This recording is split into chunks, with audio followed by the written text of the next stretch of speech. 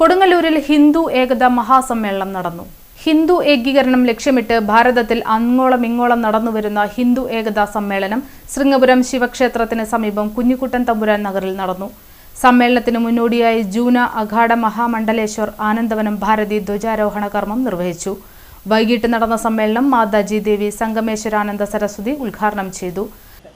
സനാതനം എന്ന വാക്കിന് ചിരപുരാതനം, നിത്യനൂതനം, later than latest, older than oldest എന്നാണ് അർത്ഥം. അങ്ങനെയുള്ള ആ ധർമ്മത്തിൻ്റെ കാവൽക്കാരാണ് ഹിന്ദുക്കൾ. ധർമ്മത്തിൻ്റെ കാവൽക്കാരാണ് ഹിന്ദുക്കൾ. അതൊരു മതമല്ല, ഒരു ജീവിത ആചരണ പദ്ധതിയാണ്. ആരാണ് ഹിന്ദു?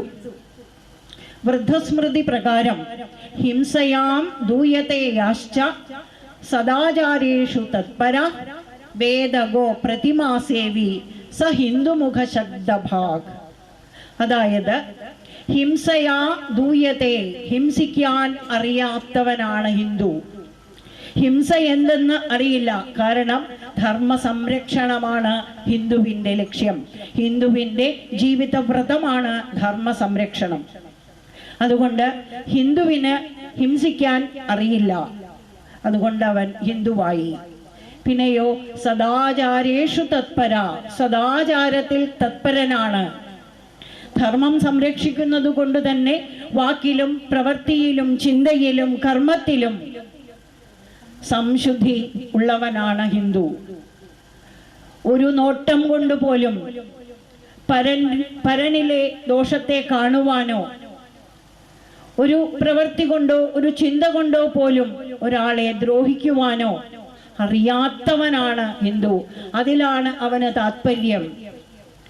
അതാണ് ഹിന്ദു. പിന്നെയോ വേദ ഗോ പ്രതിമാസേവി, വേദത്തെയും ഗോവിനെയും പ്രതിമയെയും സേവിക്കുന്നവൻ. പ്രതിമ എന്ന് പറയുമ്പോൾ ക്ഷേത്രങ്ങളിൽ കാണുന്നത് പ്രതിമകളല്ല. ക്ഷേത്രങ്ങളിലുള്ളതൊന്നും പ്രതിമകളല്ല, വിഗ്രഹങ്ങളാണ്.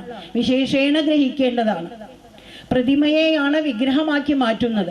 അപ്പോൾ പ്രതിമ എന്ന് പറയുമ്പോൾ സ്വാഗത സംഘം അധ്യക്ഷൻ അഗ്രശാല വിജയൻ അധ്യക്ഷത വഹിച്ചു.